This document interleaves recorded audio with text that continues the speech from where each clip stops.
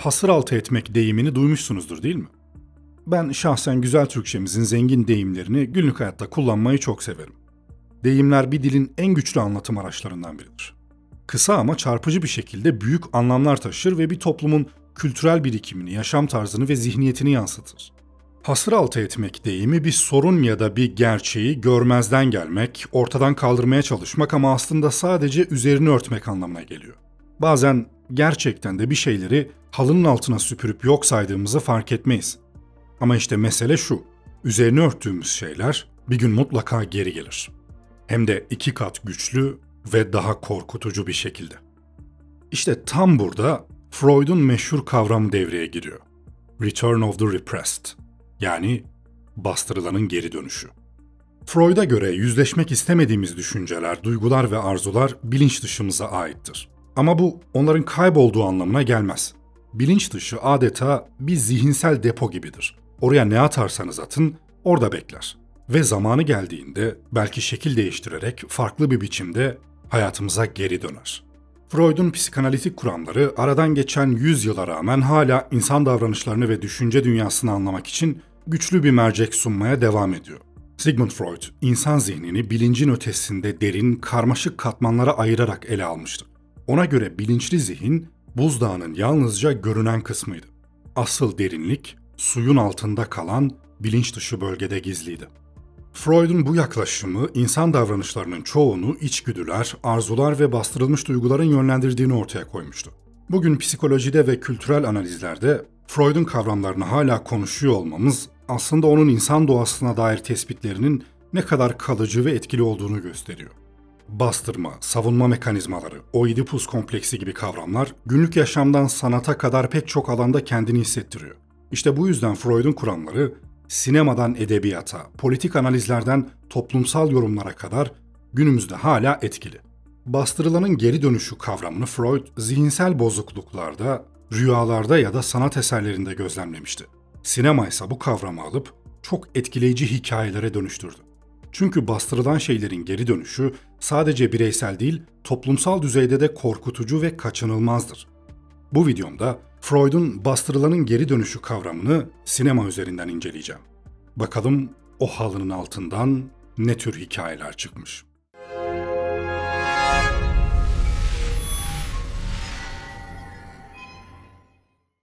Freud'un Return of the Repressed kavramı sinemada güçlü bir anlatı aracı olarak bolca kullanılıyor. Bastırılan duygular, travmalar ya da toplumsal korkular filmlerde metaforlarla, sembollerle ve hikayelerin derinliklerine gizlenmiş imgelerle anlatılır. Sinema bu kavramı görsel ve dramatik unsurlarla zenginleştirerek izleyicinin bilinçaltına hitap eder.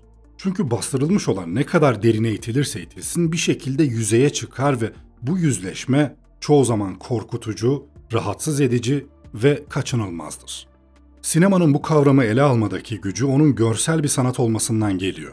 Bilinç dışının soyut ve şekilsiz dünyasını somutlaştırarak bir hikaye içerisinde izleyiciye sunuyor. Bastırılanlar kimi zaman bir canavar, kimi zaman bir hayalet, kimi zaman da eski bir düşman olarak geri döner. Ama bu imgeler aslında derinlerde saklanan korkuların, travmaların ya da toplumun görmezden gelmeye çalıştığı gerçeklerin yansımasıdır. Özellikle korku, gerilim ve fantastik türlerde bu kavram sıkça işlenir. Sinema, izleyiciyi bu yüzleşmeye zorlar ve bilinç altında uzun zamandır hasır altı edilen ne varsa o an ortaya çıkar. İşte bu yüzden bastırılanın geri dönüşü teması, sinemada sadece bir korku unsuru değil, aynı zamanda bir hesaplaşma ve kefaret metaforu olarak da karşımıza çıkıyor. Şimdi bu kavramı daha iyi anlamak için sinemada nasıl kullanıldığına dair bazı örnekler vereceğim. İlk olarak bir diziden örnek vereceğim. Game of Thrones dizisindeki Akgezenleri hatırlıyorsunuz değil mi? Dizinin en ikonik unsurlarından biri onlardı. İlk başta kuzeyin ötesinde yaşayan bu varlıklar adeta bir masal, bir efsane olarak anlatılıyordu. Duvarın ardındaki halk için bile Akgezenler unutulmuş bir hikaye, bir korku unsuruydu. Ama bastırılmış olan bu tehdit, yüzyıllar sonra çok daha güçlü ve yok edici bir biçimde geri döndü. Freud'un bastırılanın geri dönüşü kavramına mükemmel bir örnek olan Akgezenler, Westeros halkının görmezden geldiği, unuttuğu ya da yok saydığı bir gerçeğin temsilcisiydiler. Duvarın ötesine itilen bu ötekiler, uygarlığın dışında bırakılan, bastırılan kaosun simgeleriydi. Ama bu bastırma onların yok olduğu anlamına gelmiyordu. Tıpkı Freud'un bilinç dışına ettiğimiz düşüncelerin zamanla daha güçlü bir şekilde geri dönmesi gibi Akgezenler de unutuldukça güçlenmiş ve Westeros'a ölümcül bir tehdit olarak geri gelmişlerdi. Westeros'un soylu haneleri iç çekişmelere ve taht oyunlarına odaklanırken gerçek tehdidi görmezden gelmesi aslında toplumların bastırılmış sorunlarını nasıl yok saydığına dair harika bir metafor. Herkes kendi küçük krallığını koruma derdindeyken kuzeyden gelen bu kadim güç buz ve ölümle birlikte her şeyi yıkmak üzere geri dönmüştür. İnsanlık kendi kurduğu düzenin kontrolü altındayken doğa unutulmuş, itilmiş bir güç olarak sınırların ötesine gönderilmiştir. Ancak doğa ya da bilinç dışında bastırılan ne varsa her zaman geri döner. Şimdi düşünün, bir sahil kasabasında yaz tatili. Güneş, kum, deniz, her şey mükemmel değil mi? Ama o denizin derinliklerinde gözle göremediğimiz ama varlığını hissettiğimiz bir şey varsa, işte Steven Spielberg'ün Jaws filmi bu sorunun cevabını vermiş ve korkunun adeta beden bulmuş hali olan bir köpek balığıyla yüzleşmemizi sağlamıştı. Jaws sadece dev bir köpek balığının insanlara saldırdığı bir gerilim filmi değil, aynı zamanda doğanın insanın kontrol etme çabalarına karşı nasıl geri döndüğünü gösteren mükemmel bir metafordu. Amity Adası sakinleri, sahil kasabalarının ideal görüntüsünü korumak için denizdeki bu tehdidi bastırmaya, görmezden gelmeye çalışır. Belediye başkanının köpek balığı saldırılarına rağmen plajları açık tutmak istemesi, tam da bu videonun başlarında bahsettiğim o hasır altı etme örneğidir. Çünkü ekonomik çıkarlar ve toplumun huzurunu koruma isteği bastırılmış gerçeği yüzeye çıkarmak istemez. Ama işte Freud'un dediği gibi, bastırdığımız şey her zaman daha güçlü bir şekilde geri döner.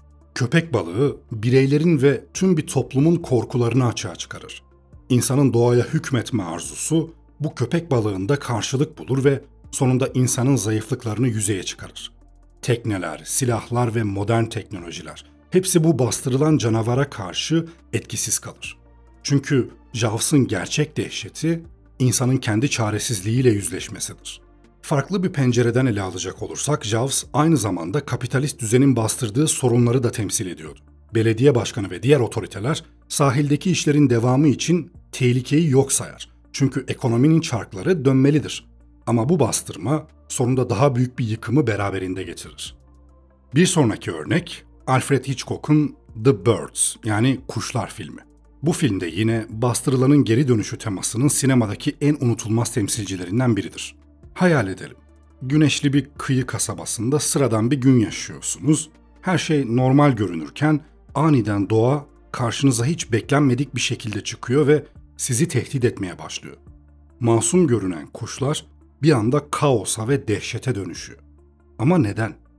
Filmin yüzeydeki hikayesi kuşların sebepsiz yere insanlara saldırdığı bir doğa felaketine odaklanıyor gibi görünebilir. Ama Hitchcock'un işlediği bu tema sadece bir kuş sürüsünden ibaret değil. The Birds, insanın doğaya karşı sürekli üstünlük kurma çabasını ve bu çabanın bastırdığı tepkilerin nasıl geri dönebileceğini anlatan bir metafordur. Modern toplum doğayı kontrol altına aldığını düşünerek rahatlamış ve kendi konforuna odaklanmıştır.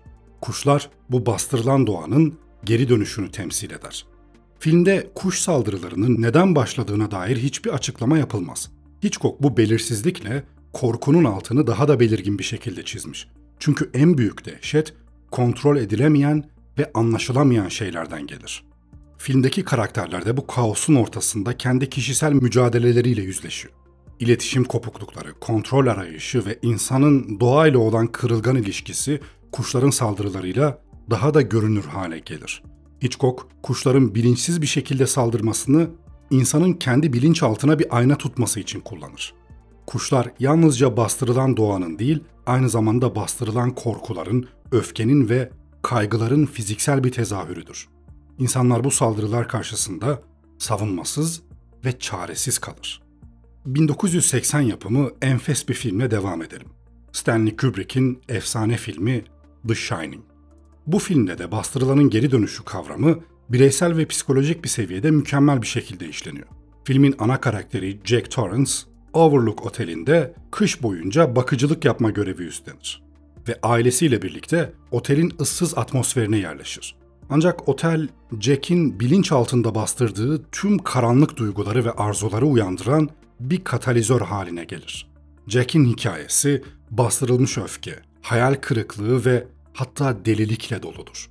Bir yazar olarak başarısızlık korkusu, ailesine karşı sorumluluklarını yerine getirememe endişesi ve kendi içsel çatışmaları Jack'i adım adım karanlığa sürükler. Overlook Oteli, Jack'in zihnindeki bastırılmış arzuların ve korkuların yankı bulduğu bir metafor. Otel adeta bir bilinçaltı labirenti gibidir. Her koridorunda Jack'in karanlık yönlerini ve geçmişte bıraktığı hisleri karşısına çıkarır. Jack'in deliliğe sürüklenmesinin en ikonik sembollerinden biri, daktilosunda yazdığı tek düze cümlelerle açığa çıkıyor. "All work and no play makes Jack a dull boy." Yani hep iş, hiç eğlence, Jack'i sıkıcı bir çocuğa dönüştürür. Bu cümle, bastırılmış yaratıcılığın ve giderek artan öfkesinin bir dışa vurumudur. Jack, kontrolünü kaybettikçe bastırdığı her şey geri döner ve onu tamamen ele geçirir. Otele sinmiş geçmiş kötülükler ve cinayetler, Jack'in kırılgan zihniyle birleşerek patlayıcı bir dönüş yapar. Freud'un kavramı burada hem bireysel hem de kolektif bir düzeyde işleniyor. Overlook Oteli, sadece Jack'in zihnindeki karanlık noktaları değil, aynı zamanda Amerikan tarihinin bastırılmış trajedilerini ve suçlarını da yansıtıyor. Otelin geçmişi ırkçılık, sömürü ve şiddetle doludur ve bu unsurlar Jack'in trajik dönüşümünü tetikleyen güçler arasında yer alır. The Shining basit bir korku hikayesi değildi. Aynı zamanda insanın bastırdığı karanlık tarafın bilinçaltının en derin köşelerinden nasıl geri dönebileceğini anlatan güçlü bir psikolojik anlatıydı. Kubrick'in dahice yönetimi, Freud'un teorilerini sinema diline mükemmel bir şekilde taşımıştı. Son olarak benim çok sevdiğim filmlerden biri olan Pan's Labyrinth ya da orijinal ismiyle El Laberinto del Fauno filmine bakalım. Pan'ın Labirenti filmi, bastırılanın geri dönüşü kavramını masalsı bir şekilde işleyen başyapıtlardan biri.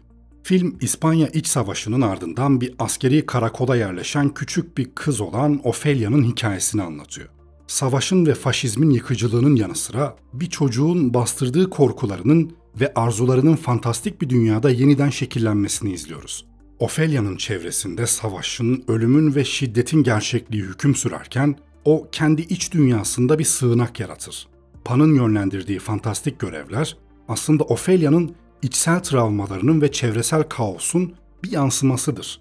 Film boyunca gerçeklikle hayal arasındaki çizgi giderek bulanıklaşır. Ophelia'nın karşılaştığı labirent basit bir kaçış yolu değil, travmalarının, arzularının ve çocuk masumiyetinin en derinliklerine yaptığı bir yolculuktu aslında.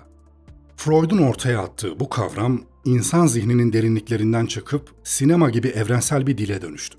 Game of Thrones'daki Akgezenlerin destansı dönüşünden, Jaws'ın derinlerde gizlenen dehşetine ve Pan'ın labirentindeki travmaların fantastik dünyasına kadar bu hikayeler hem bireysel hem de toplumsal korkularımızın bir yansıması oldu. Örnekler çoğaltılabilir fakat ana fikri verdiğim bu harika film örnekleri üzerinden anlatabildiğimi umuyorum. Sinema, bastırılanın geri dönüşünü yalnızca bir anlatı aracı değil, bir yandan da insanın doğasının en karanlık yanlarına ayna tutan bir sanat formu olarak kullanıyor. Bu hikayeleri etkileyici kılan unsurlardan biri de hiç şüphesiz bu kavramların içlerine ustaca yerleştirilmiş olması. Çünkü hepimiz bir şeyleri hasır altı etmişizdir. İşte o bastırdıklarımız zamanı geldiğinde bir film sahnesi gibi hayatımızın ortasına geri döner. Sinema bu gerçeği bize tekrar tekrar hatırlatıyor. Ne kadar derine gömseniz de yüzleşmedikçe asla gerçekten kaybolmaz. Korkularımızla yüzleştiğimizde hem karanlık hem de aydınlık tarafımızı buluruz ve unutmayın, girmeye korktuğun mağara aradığın hazineyi barındırır. Eğer videomu beğendiyseniz beğen butonuna tıklamayı ve hala abone değilseniz kanalıma abone olmayı unutmayın lütfen. Ben Shock Voice. Bir sonraki videomda görüşmek üzere. Kendinize iyi bakın, hoşça kalın.